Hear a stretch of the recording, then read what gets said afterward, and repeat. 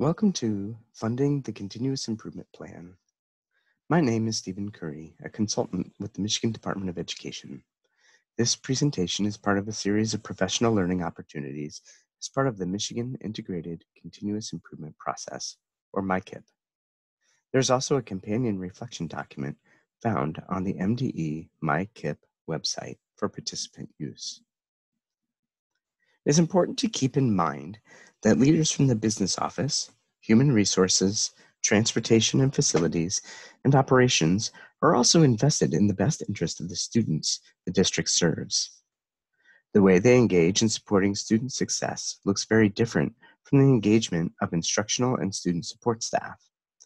These individuals are continuously working to ensure that resources are available and operational to sustain the district's efforts. Planning for programs and supports require collaborative dialogue between all departments and other key stakeholders. The previous video in this series, entitled Budgets Impact Continuous Improvement, focused on the budget process for the state and a district. During this presentation, participants will identify internal and external partners for continuous improvement planning and consider 3 methods for leveraging various funding streams to support the continuous improvement plan. Michigan districts serve student populations of less than 100 students to over 45,000 students. Consequently, the number of internal district staff members available to engage in this work will vary greatly. When considering the capacity of the district to collaborate on determining the allocation or assignment of available resources, remember that there are also multiple external partners such as the MDE Regional Field Service Consultant, the local ISD RESA, Michigan Association of State and Federal Program Specialists, Michigan Association of School Business Officials, and others to assist in supporting the budget process. This slide suggests several internal stakeholders that may provide valuable feedback and suggestions throughout the planning process. They are the local experts and can assist in providing details to support developing and monitoring the continuous improvement plan. Through effective collaboration, the district can reduce the amount of unanticipated expenses that impact implementing the plan as intended. Research indicates that a district can spend 8 times more money implementing a strategy when careful consideration of available resources and district capacity does not occur prior to the initial implementation. Here are some of the questions a team considers when engaging in the assess needs process that ultimately leads to an opportunity to grow as reflected in a challenge statement. In this example, the district identified achievement in literacy as an area of need. Additionally, this statement identifies a challenge in alignment of curricula, instructional practice, and resources as the root cause. This strategy statement identifies the district's intent to implement the applied methodology of GELN literacy essentials across the district to align curricula, instructional practice, and resources. Notice that this strategy directly aligns to the challenge statement shared earlier. Students are not making necessary gains in literacy skills due to the lack of aligned curricula, instructional practices, and resources. Having determined this, the district was ready for the planning process. During the planning process, the continuous improvement team writes measurable goals with interim and end targets, then considers various strategies and its capacity to implement each. The team collaborates with those whose responsibilities include the business, state and federal programs, human resource, facilities and transportation, technology, and food service functions. This enables the team to consider the district's human, physical, material, and financial resources. Based upon this information, the team identifies the appropriate strategy. Supporting activities are then identified for implementing, monitoring, and evaluating the effectiveness of the strategy. During the discussion on selecting, implementing, monitoring, and evaluating the selected strategy, the team discusses potential funding sources to sustain the district's efforts. During this step, the specifics about how the strategy will be funded over the next 3 to 5 years are identified. Collaboration between the program leaders and those who allocate the available resources is critical to ensure equity, alignment, sustainability, and compliance to applicable laws. This work informs the overall district budget and the various applications for accessing state, federal, and philanthropic grant opportunities. Remember that the overall budget must be approved by the school board before July 1st of each year. Funding the Continuous Improvement Plan requires the use of multiple funding streams with a variety of legal guidelines that need to be considered.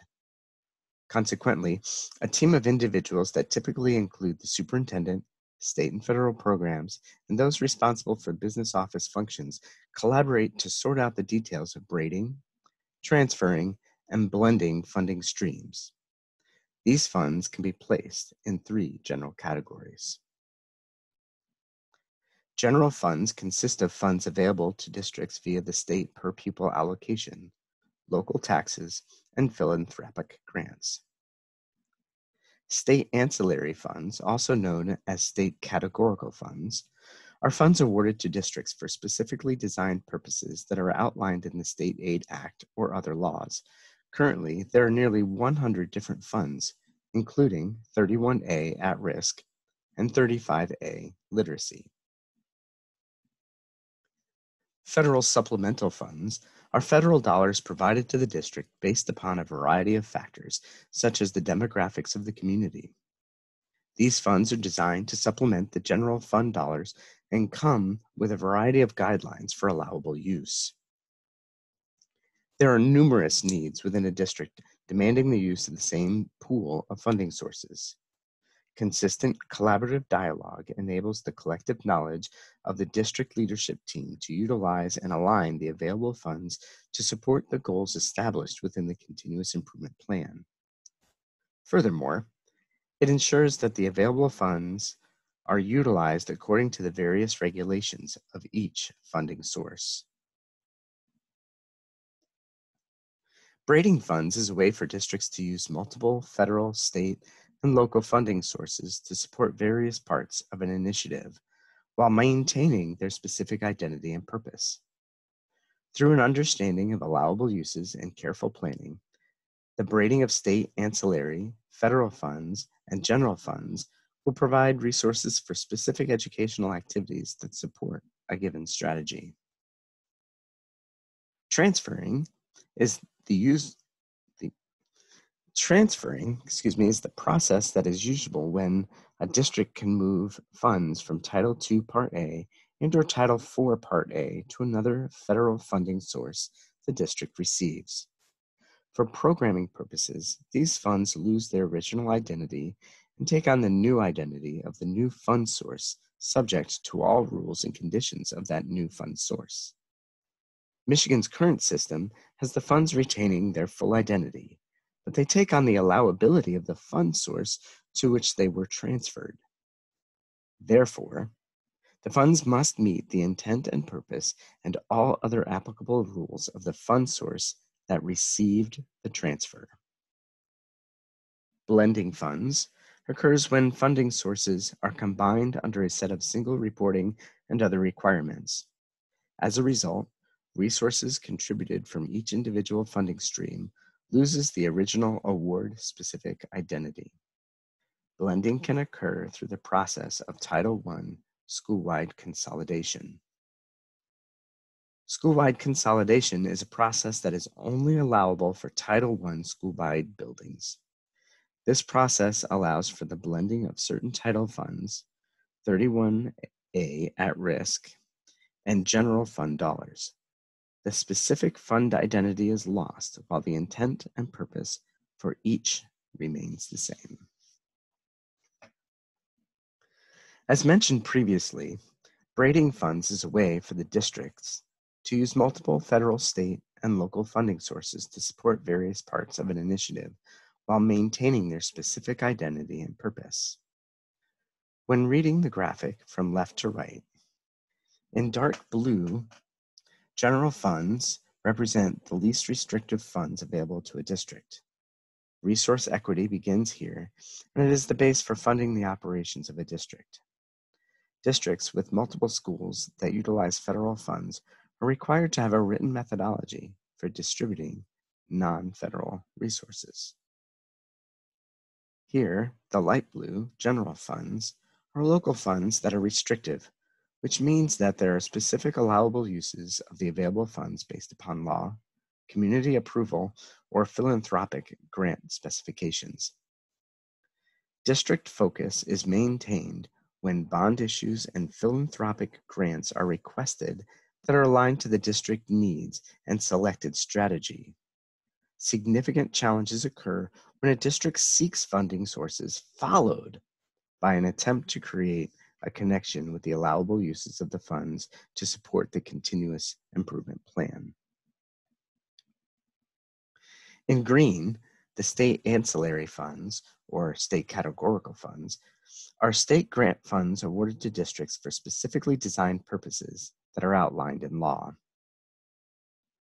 Finally, the orange federal supplemental funds, title, IDEA, food programs, and so forth, are dollars provided by the federal government, allocated by MDE according to established guidelines, made available upon approval of allowable activities, and paid as a reimbursement of expenses incurred by the district.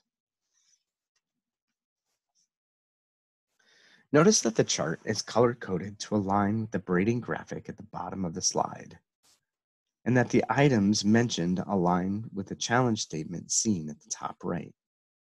Here, the blue general funds that make up the state foundation allowance and local taxes fund staff salaries and benefits, transportation, facilities, and more. A philanthropic grant focuses on diverse classroom libraries, and the green state ancillary funds some support staff, salary and benefits, professional development, summer school, and other possible items. In reviewing the federal funds in orange, it is important to know that this district collaborated with a regional field services consultant to ensure that budget items are allowable and coded correctly. Here you will notice that the salaries and benefits are highlighted, as the district identifies needs and roles for individuals within the district. A person's salary and benefits can often be funded through multiple funding streams. When this occurs, it is essential that the staff member knows and can account for the time spent doing the work funded by each source. Remember, federal funds are provided as a reimbursement. Therefore, this information is valuable for demonstrating the work was completed and paid by the district. It is essential that the building leader, grant manager, and fiscal office establish a clear system for accurately recording the employee's time and effort before reporting the development of an effective and efficient reimbursement process. Recording the work and resulting student outcomes is also highly valuable data for monitoring and evaluating the program. A district funding plan will include specific details for each line, such as including the staff member name, task, the amount of time is funded for that task, accompanied by the allocated figure. For professional development, the district may indicate a topic, date, number of participants, and allocated funds. Transferability is the flexibility provided by ESSA to move federal funds from one program to another title program. A district may choose this option to fund an activity that is not allowable through Title II Part A and/or Title IV Part A, however, is allowable under another program. Before making this decision to transfer funds, a district may ask questions like, what can be accomplished through transferring that cannot be accomplished through braiding? Do limits of the available funding for the desired allowable use exist that can be resolved by transferring funds? How will other priorities be impacted by transferring funds to resolve the identified limitations? There are two funding sources that are transferable. Title II Part A, and Title IV Part A. As seen in these charts, a district may choose to transfer funds into a variety of other federal program funding streams they receive. In this example, the district determined the need to transfer funds from Title IV Part A to Title II Part A to fund an instructional coach to provide ongoing training to implementing the applied methodology of GELN literacy essentials, as seen in the strategy statement earlier, with a focus on essentials 4 and 5. If the district determines limits of available funding for the desired allowable use are not resolved through braiding and transferring, then blending funds via school-wide consolidation may be another option to consider. It is important to note that blending or school-wide consolidation can only occur at a Title I school-wide building. When thinking about blending funds, one might consider the analogy of a fruit smoothie. Before blending, the fruit in the blender maintains the unique characteristics of each type of fruit. After the blending process, you have a refreshing glass of fruit smoothie with the specific identity of the berries, pineapple, orange, and lime have been lost to create a single unique fruit beverage. In a similar way, when a district blends funding sources for a building, the award-specific identity is lost, even though the intent and purpose for the use of each of those funds must still be met. Consolidating funds in a school-wide program means that a school treats the funds that it is consolidating like they are a single pool of funds. In other words, the funds from the contributing programs in the school lose their individual identity, and the school has one flexible pool of funds. The school uses funds from this consolidated school-wide pool to support any activity of the school-wide program without regard to which program contributed to the specific funds. A school-wide school must identify in its school-wide plan which programs are included in its consolidation and the amount each program contributes to the consolidated school-wide pool.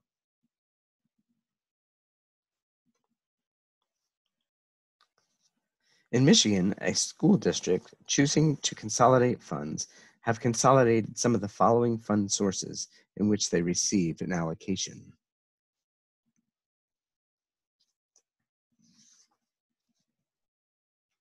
In this example, School B has an enrollment of 420 students and is part of an urban district with 3 other buildings. The funds in this slide have been selected to be consolidated or blended to address the strategy of implementing the applied methodology of GELN literacy essentials while maintaining the other academic programs at the building. This visual shows the percentage of funds making up the consolidated fund budget. The district utilizes the funds the same way as any of the available funding sources, thus increasing the flexibility by reducing the limits of the available funds. Though each fund loses its individual identity, the intent and purpose of each funding stream remains. To accomplish this task, the district maintains records to demonstrate time and effort as explained in the Unified Guidance document. Additionally, the business office tracks the expenditures by individual funding stream to reflect a single building budget as a portion of the funds received by the district through each funding stream. A quick review of the graphic from earlier in the presentation shows how the blended funds from School B example on the previous slide becomes part of the district braided model for funding all the district's strategies. This slide provides the MDE link with further details concerning blending or consolidating federal funds for a school building. As a reminder, when a district is considering this option, it is imperative that there is clear communication with the district's regional field services consultant because there are certain templates that must be submitted and approved by MDE. In summary, a continuous improvement plan may be funded through braiding and/or blending a variety of funding streams. Braiding funds maintains individual fund identity, intent and purpose, and may be combined with either transferring or blending. Transferring allows the district flexibility to use funds in the programs and activities that most effectively address their needs. Blending combines multiple funding streams to address the resource need through school-wide consolidation. Title I school-wide consolidation combines funds and enables those funds to be utilized in the same way as all the various blended funding streams. Some questions to consider in this process include: do limits of the available funding for the desired allowable use exist? If so, can transferring federal funds provide the additional flexibility needed? What aspects of the strategy can be funded through school-wide consolidation that cannot be funded through braiding and transferring? This presentation addresses a portion of the complexities that the districts face when allocating funds to support the continuous improvement plan. Consequently, it is worth repeating the importance of consistent collaborative dialogue amongst district leadership for the alignment of the funds to the continuous improvement plan while ensuring compliance to the various guidelines of each funding source. The resources provided here were utilized in development of this presentation and may be accessed for further personal study.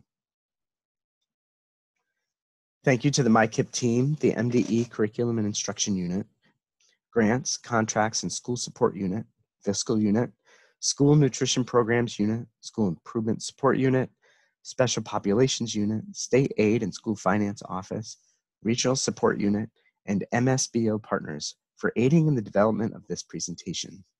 For additional questions, you may contact the Michigan Department of Education.